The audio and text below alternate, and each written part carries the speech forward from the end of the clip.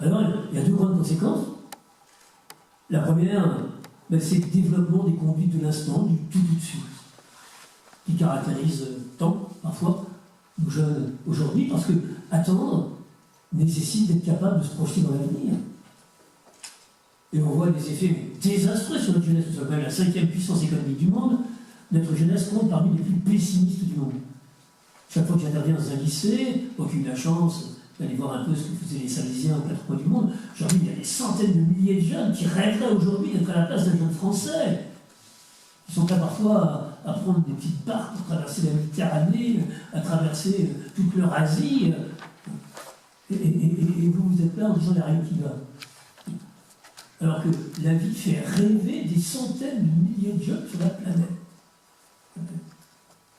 Et on voit effectivement des effets catastrophiques sur notre jeunesse, de ce sempiternel discours d'adulte. Hier c'était beau, aujourd'hui c'est difficile, demain c'est la cata. Une seule posture, le dos à tout ce qui bouge. Et on se griffe sur les acquis du présent. Et nous avons effectivement un développement chez nos jeunes de ces conduites de l'instant, une plus grande difficulté à pouvoir se mettre en route. Et puis la deuxième conséquence, c'est la déprime, qui est la pathologie la plus fréquemment rencontrée chez nos adolescents. Encore, nous sommes un des pays où on se suicide le plus quand on est jeune.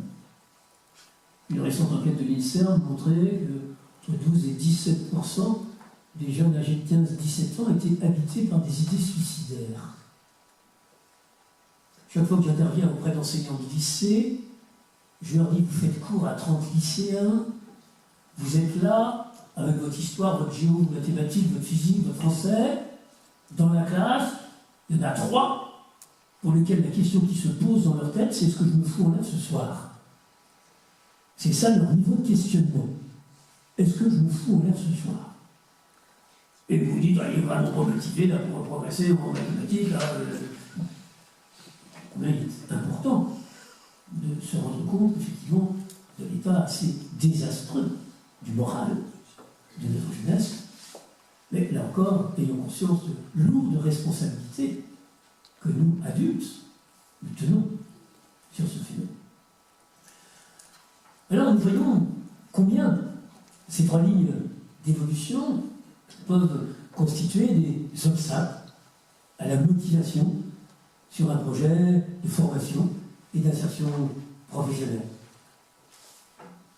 Premier obstacle, c'est effectivement le fait que la dimension professionnelle passe au second plan après la dimension affective.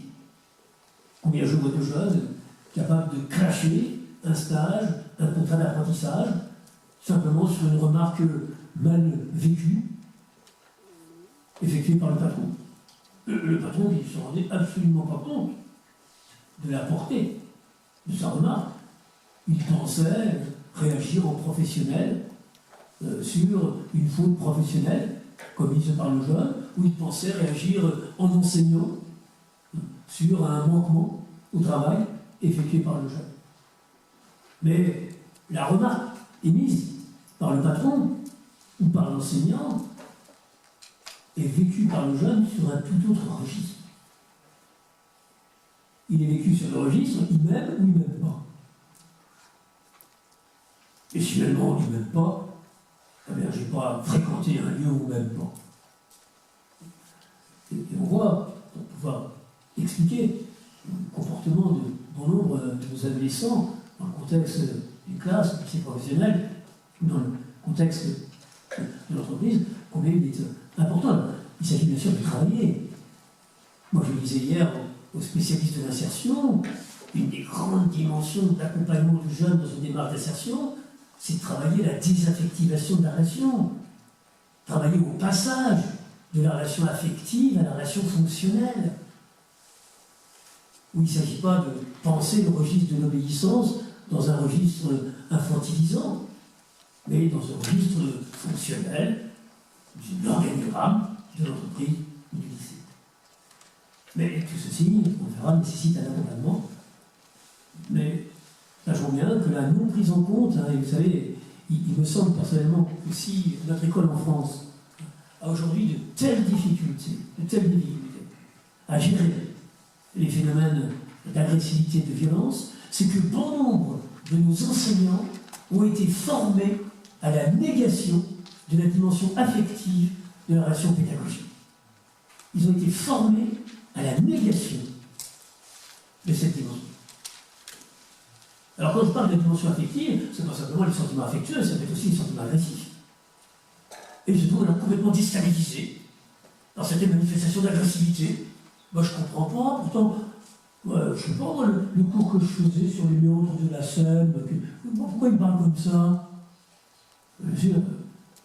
La lecture de la relation ne doit pas s'effectuer uniquement dans le registre du rationnel, doit s'effectuer dans le registre de ce qui se joue affectivement entre l'enseignant et le jeune. Vous savez, comme j'aime souvent à le dire, il y a deux catégories de personnes asexuées. Il y a les anges et les élèves. J'entends parfois parler de la relation prof-élève, comme si la relation entre un prof homme et un adolescent garçon était la même que la relation entre un prof homme et une adolescente fille. Comme si la relation entre une prof femme et un adolescent garçon était la même que la relation entre une prof femme et une adolescente fille.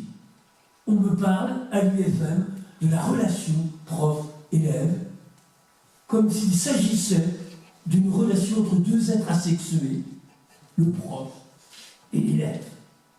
Et même, la dimension de la sexualité colore l'ensemble de nos échanges, et combien il me paraît important aujourd'hui, dans la formation de nos enseignants, de progresser sur la compréhension de cette dimension affective, d'autant que cette dimension prend un espace de plus en plus important chez nos adolescents d'aujourd'hui.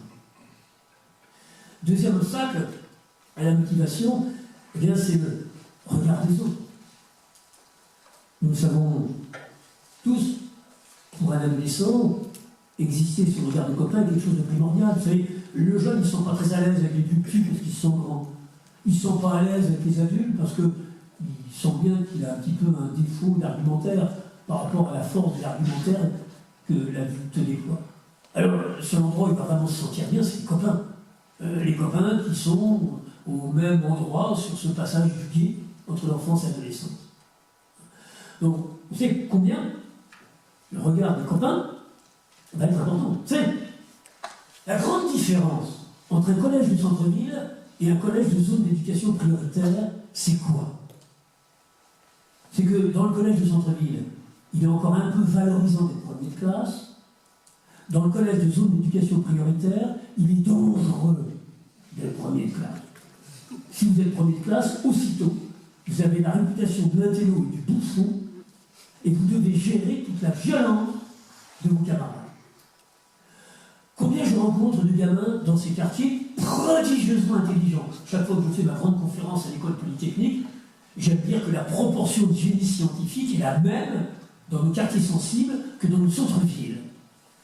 Combien je rencontre dans ces quartiers de gamins prodigieusement intelligents et qui choisissent de sacrifier leur scolarité pour sauver leurs alliances. Et on touche là un des facteurs essentiels de l'échec relatif des programmes Z. Je rappelle que ce programme avait été inventé il y a 20 ans, avec comme objectif en 3 ans de réduire l'écart entre les collèges de quartiers sensibles et les collèges de centre-ville. Après 20 années de mise en œuvre de ce programme, l'écart est plus grand. Parce que les concepteurs de ce programme oubliaient une donnée fondamentale à l'âge de l'adolescence, c'est que lorsque l'on a 13, 14 ou 15 ans, exister sous le regard des copains passe avant exister sous le regard de l'institution. Alors j'entends encore de nous dire on va mettre plus de moyens dans les collèges. Ça ne change rien fondamentalement au problème. Moi personnellement, la mesure que je préconisais, c'était de faire une classe qui répartit les gamins. Car effectivement, si la réussite scolaire n'est plus investie comme valeur par le groupe des copains, eh bien on assiste à un échec scolaire massif de gamins pourtant aussi intelligents que les autres. Il n'y a aucune différence d'intelligence entre nos gamins qui fréquentent le collège Z et nos gamins qui fréquentent nos collèges de centre-ville. Donc vous voyez, un obstacle à la motivation, ça va être effectivement le regard que les copains portent sur le projet de la valorisation qu'ils portent, eux, sur ce projet de formation. Et puis, troisième difficulté, liée à la difficulté de se projeter dans l'avenir, c'est effectivement une difficulté dans l'effort.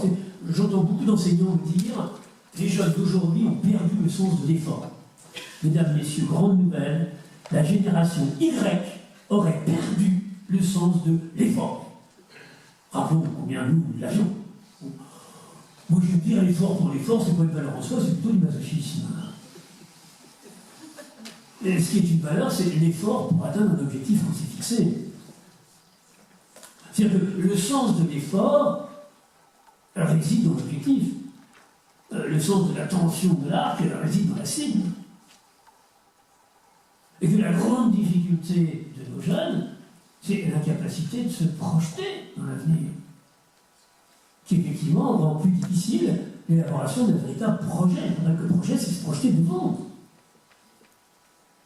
Mais si le discours des adultes sur demain est enclin de catastrophisme, comment voulez-vous que nos jeunes puissent se projeter devant? Et par voie conséquente, effectivement, l'effort ne fait plus sens. La question qui se pose, c'est bien la question du sens de l'objectif. C'est souvent, quand j'interviens à pédagogique d'enseignants de lycée, je leur dis la profonde admiration qui est mienne pour les jeunes d'aujourd'hui. Je rencontre des adolescents en terminale scientifique qui travaillent 55 heures par semaine, nettoyer 35 heures, parce que j'ajoute les cours particuliers, travail personnel, sur des sujets compliqués. Il faut une partie du programme que moi-même je faisais en mathématiques supérieures. Et je leur demande, tu veux faire quoi plus tard? Oh, je ne sais pas. Ça te servira à quoi tout ce que tu apprends? Et tu as fait des intégrales? Oh, je ne sais pas. Travailler 55 heures par semaine sur des sujets compliqués, en n'ayant aucune idée de à quoi ça peut servir. Il faut le faire. Le problème, c'est que c'est un peu fragile. Mais combien je rappelle aux enseignants, chaque fois que j'anime des journées pédagogiques, que la première mission d'un prof d'histoire, c'est pas de transmettre un contenu historique, c'est de transmettre le sens que ça a de faire de l'histoire pour vivre sa vie de citoyen du XXIe siècle. Que la première mission d'un professeur de mathématiques, c'est pas de transmettre un contenu mathématique, c'est pas ça sa première mission. C'est de transmettre le sens que ça a de maîtriser l'outil mathématique pour vivre sa vie de citoyen du XXIe siècle. Et que nos adolescents ont besoin de rencontrer des adultes porteurs de sens. Tous nous sommes convaincus que la crise du collège ne pourra pas être résolue par l'introduction d'un ou deux enseignants par collège. Ça coûte une fortune. Enfin, lequel d'entre nous peut croire que le fait d'ajouter un ou deux enseignants par collège, ça fait 60 000, va changer quoi que ce soit la crise du collège. La crise du collège, c'est une crise du sens. Quel est le sens dans la tête de nos adolescents d'aujourd'hui de ces apprentissages qu'on leur impose? Et comment les enseignants y répondent? Parce que j'entends des enseignants qui me disent, quand je dis, mais pourquoi vous faites ça? C'est pour respecter le programme. Je dis, c'est drôle, j'ai jamais entendu un chirurgien que j'interroge sur pourquoi il pose tel geste me dire c'est pour respecter la procédure. Le programme, c'est une procédure. Bien sûr qu'il faut un programme pour transmettre le savoir. Il faut l'organiser. On a besoin, oui. Mais c'est pas le programme qui peut faire ça. Alors, peut-être que ça peut faire sens dans la tête de l'enseignant, mais la tête du jeune, c'est pas respecter le programme qui peut faire sens. Pour respecter une méthode qui fait sens. Le programme, c'est d'ordre de la méthode. La méthode pour acquérir le savoir. Il faut organiser en parties, en chapitres, en livres. Cette question. Alors, venons-en à ces pistes pour essayer de favoriser la motivation de nos jeunes. Alors encore, je citerai trois, comme je le disais aux organisateurs, n'échapperait pas au discours en 3 fois 3 points, mais on est tous formatés par sa formation initiale. Première, je dirais, c'est c'est développer l'estime de soi. C'est-à-dire que pour pouvoir se motiver, le jeune doit avoir suffisamment confiance en sa capacité à réussir. Je crois qu'on est capable de se motiver que dans ce vers quoi on pense pouvoir réussir. Imaginez que vous soyez sur un terrain de camping, l'été prochain, à montagne. Vous avez vos voisins qui viennent vous dire ah ben demain on a un super projet, on va escalader à la montagne, mais on n'a pas de matériel, ça fait rien, on n'a plus de matériel, on a les cordes, allez venez avec nous. J'imagine que certains diront moi la montagne ça m'intéresse pas. Bon, franchement ça va.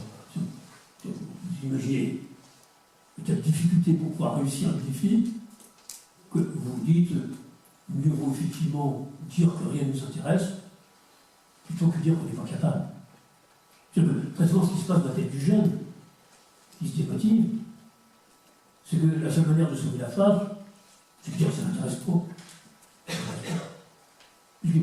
Sinon, il risque de connaître l'échec. Et il a déjà été tellement marqué par l'échec. Donc, la meilleure défense, c'est de donner l'impression d'être intéressé par rien. Non, ça m'intéresse pas. Donc, on voit que les premiers moteurs de la motivation, ça va résider dans comment, et je sais quand même que beaucoup d'enseignants ici professionnels font un remarquable travail, une remotivation de gamins qui ont été douloureusement marqués par leur échec au collège. Mais c'est comment effectivement de pouvoir entrer dans une perspective de vie. Alors il y a deux choses qui me paraissent essentielles pour favoriser l'estime de soi, pour développer la confiance en soi. La première, c'est de ne jamais réduire le jeune à ses performances ou à ses comportements de l'aujourd'hui. C'est-à-dire à toujours distinguer la personne de ses performances ou de ses comportements. Mais s'il est un adjectif que personnellement je n'utilise jamais dans mon vocabulaire d'éducateur spécialisé pour qualifier un jeune, c'est l'adjectif délinquant. Jamais vous m'entendrez parler de délinquant, et pourtant Dieu sait si les jeunes du Val-de-Caux commettent moult délits, avant d'hier encore, j'étais au commissariat de police. Mais c'est quoi un délinquant? Si je prends la définition du dictionnaire, un jeune est délinquant parce qu'il a commis un délit. Ça, c'est la définition. Le drame, c'est que très vite dans la tête des gens, cela devient un jeune commet des délits parce qu'il est délinquant. C'est terrible les effets pervers de cette inversion de causalité. On va faire du délinquant une catégorie jeune dont la caractéristique c'est le produit du délit. Je veux dire, qu'a-t-il de commun entre l'adolescent de 17 ans qui supplie sa carte de sa voisine et l'adolescent de 17 ans qui va agresser sexuellement une gamine de 4 ans? Je ne vois aucun trait de personnalité commun. Aucun. Bien sûr, celui de délinquant sortent de la loi, ils rentrent dans un criminel. Et toute ma posture d'éducateur consiste à dire aux jeunes, tu as commis un délit, rationalité, et pour moi, tu n'es pas un délinquant. Alors c'est pour ça que je me mets en colère après toi. C'est pour ça que je te sanctionne. Mais tu seras délinquant, c'est normal que tu commets des délits. Excusez ce trait de vulgarité dans cette noble assemblée, c'est complètement différent de dire à un jeune, t'as fait une connerie ou t'es con. On ne dit pas du tout la même chose. Dans le premier cas, on parle de l'acte, on sera capable de le reconnaître. Dans le deuxième, on stigmatise par tout le monde. C'est la même différence à l'école entre ta copie est nulle et t'es nul. On ne dit pas du tout la même chose. Vous savez, les enfants qui souffrent le plus à l'école, et je rencontre quelques-uns de mon bureau d'éducateur, sont les enfants qui ont eu la malchance de rencontrer à l'école des enseignants qui ont confondu le champ de la performance et le champ de la personne. C'est terrible le tort que font ces gens-là. Qui, au lieu de dire ta copie vaut 2, font passer comme message tu vaux 2. Je veux dire que lorsque vous rendez un élève une copie qui vaut 17, c'est toujours mieux de parler. Le gamin sera gratifié par vos félicitations. Mais si par malheur, vous arrivez trop fatigué au travail et vous lui rendez en silence, vous ne commettez pas une grave erreur pédagogique, le gamin est suffisamment gratifié par ça. Par contre, lorsque vous rendez une copie qui vaut 2, combien il est essentiel que le discours de l'accompagnement de la copie soit un discours du style ta copie vaut 2, mais toi tu vaux 20. Parce que vous valez tous 20. Là, tu n'as pas su, tu n'as pas compris, tu n'as pas appris, tu n'as pas travaillé, tu n'as pas retenu. Tout ceci qui va expliquer que la performance à l'instant T, c'est 2 par rapport à mon référentiel de l'action. Parce que si par malheur, votre message, c'est de dire que c'est lui qui vaut 2, alors que quelque part, vous savez un peu, capacité de reprendre confiance dans sa capacité de réussir. C'est comme le dit mon ami Marc Gallier, chez qui vous travaillez, il y a des bonnes et des mauvaises copies, il n'y a pas de bons et de mauvais élèves, comme on peut parler comme ça. L'élève, c'est une personne, c'est une personne. Comment je peux la qualifier de mauvaise? Donc la plupart des mauvais élèves que je rencontre, ils rêvent à faire du monde. Donc on devrait s'interdire tous ces jugements de valeur de la personne à partir d'un jugement, d'une évaluation des performances. J'ai beaucoup travaillé sur les faits de violence, mais chaque fois que j'ai analysé un fait de violence grave entre un adolescent et un prof, chaque fois, vous pouvez quand même voir que le prof n'était plus dans une attitude du t'as fait une connerie, mais dans une attitude du t'es con. Et que la meilleure prévention de la violence, pour que l'agressivité ne se transforme pas en violence, c'est toujours de rester sur les faits. Sur les faits. Et faire travailler le jeune sur la capacité d'assumer les faits et de jamais effectivement glisser sur le jugement de l'instant. Et puis la deuxième piste, pour favoriser la confiance en soi, c'est l'aider à mémoriser de la réussite. Car tous nous sommes ainsi constitués que nous sommes capables d'affronter les difficultés en mémorisant nos réussites antérieures. Je vois un ingénieur qui réfléchit un week-end avec un boulot à faire pour le lundi. S'il se mémorise une situation, la dernière fois que ça s'est passé, il est complètement pathologique, il est passé un mauvais week-end, il s'est engueulé avec sa femme. S'il se mémorise une situation, il avait réussi à organiser son travail, et puis il avait réussi la performance, j'affirme que de sa capacité de mémoriser dépend pour une large part sa réussite. Un enseignant confronté à une situation de chalut, si au moment de ce chalut, il se mémorise une situation où il avait commencé à élever le ton, eux aussi, ça a été presque binôme. S'il se mémorise une situation où il a vu un trait d'humour, la classe était partie avec un rire et s'était remise au travail, j'affirme que la capacité de l'enseignant à faire face à la difficulté de l'instant réside pour une large part dans sa capacité de mémorisation. Si au moment où c'est difficile, on se mémorise une réussite, on a beaucoup plus de chances de surmonter la difficulté que si au moment où ça devient difficile, on se mémorise un échec. Alors pourquoi il me semble que travailler la motivation de nos adolescents, c'est travailler à la mémorisation de leur réussite. Plus les aider à mémoriser la réussite, plus effectivement ils seront en capacité de se motiver pour un projet sur lequel ils réussiront. Vous savez, la France est l'un des pays au monde qui dépense le plus pour son école, en termes de pourcentage de PIB.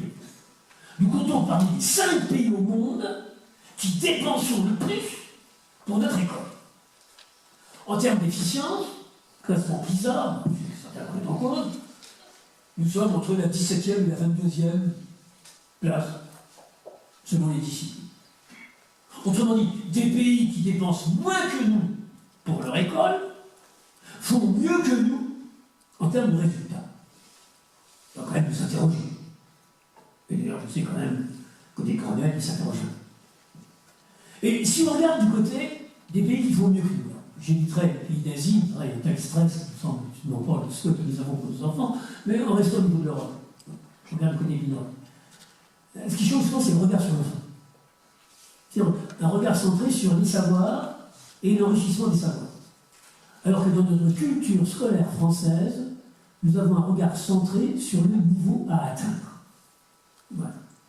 C'est-à-dire que dans notre culture scolaire française, le gamin qui passe dans sa dictée de 50 fautes à 10 fautes voit sa note passer de 0 à 0. Le gamin qui passe de 3 fautes à 2 fautes voit sa note passer de 14 à 16. C'est bien plus compliqué de passer de 50 fautes à 10 fautes que de passer de 3 fautes à 2 fautes.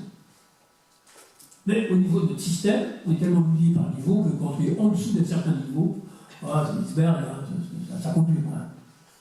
J'allais dire, un gamin en 4e en sait forcément plus qu'un gamin en 6e. Moi, j'ai quand même confiance dans la qualité des enseignants. Il y a quand même 2 années scolaires complètes à écouter des enseignants, il a quand même appris des choses.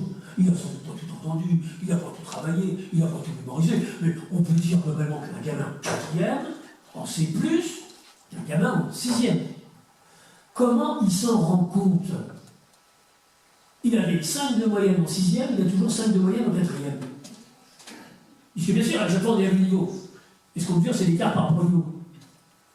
Alors le gamin qui dit à l'école, ça sert à rien.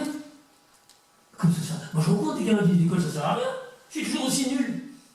C'est qu'on a une école qui est incapable de leur montrer à quoi elle sert. Alors qu'elle sert. Moi j'ai une confiance inébranlable dans la qualité de nos enseignants. Et je sais qu'un gamin de 4e, c'est plus qu'un gamin de 6e. Mais je vois une institution qui est incapable de leur envoyer. Et c'est un des facteurs premiers du décrochage. Quand je vois des gamins de 4e qui décrochent, ce qu'ils me disent, mais je ne sais pas quoi ça sert, les jours aussi nuls. Parce qu'on est obnubilé sur le niveau à atteindre. On n'est pas centré sur la progression. Et ben, tu vois tout ce que tu as appris depuis que tu étais en 6e. Tu vois tout ce que le collège t'a permis d'apprendre. Non, on voit toujours ceux qui lui manquent pour être au niveau attendu. Alors comme chaque fois qu'il monte, on fait monter le niveau. Ça s'appelle effectivement une course où on est capable de rattraper la balle. Donc ça, je crois que la première ligne, pour motiver, c'est ne pas identifier la personne à ses performances et l'aider à mémoriser de la réussite.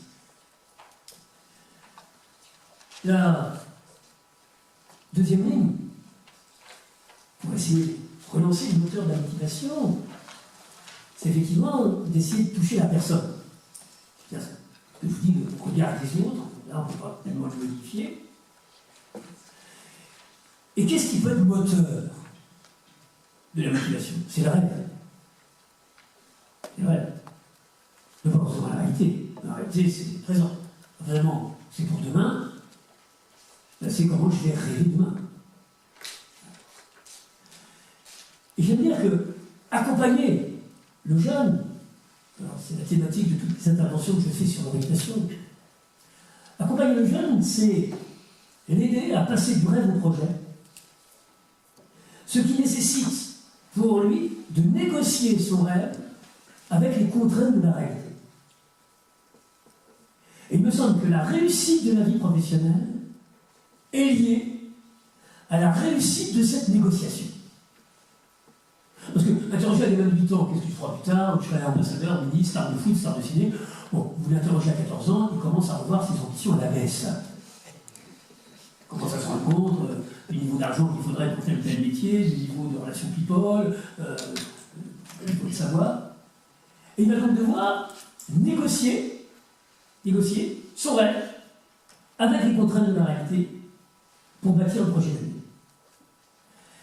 Il ne s'agit pas de briser le rêve. Trop d'adultes ne cessent de jouer le briseur de rêve. Je rencontre dans mon service de médiation familiale des parents me disant à mon ado, il n'y a plus rien qui m'intéresse, complètement démotivé, ça n'intéresse à rien. Et là, et j'essaie de leur faire comprendre que depuis qu'il est tout petit, chaque fois qu'il émettait un rêve, il y avait 3 adultes pour le casser. Un jour, il y avait plein de Formule 1. Ah, j'ai plein de Formule 1. Ça va pas la tête, pilote de Formule 1. Allez, arrête ton char, allez, va apprendre ta géo. On a fait astronaute, on n'avait pas de fusée en France. Allez, arrête ton chat. Ah, c'est sûr que si, chaque fois qu'il émet un rêve, vous êtes là pour casser, alors c'est sûr qu'à un moment, il n'y aura plus du tout de rêve à formuler. Donc, il ne s'agit pas de briser le rêve.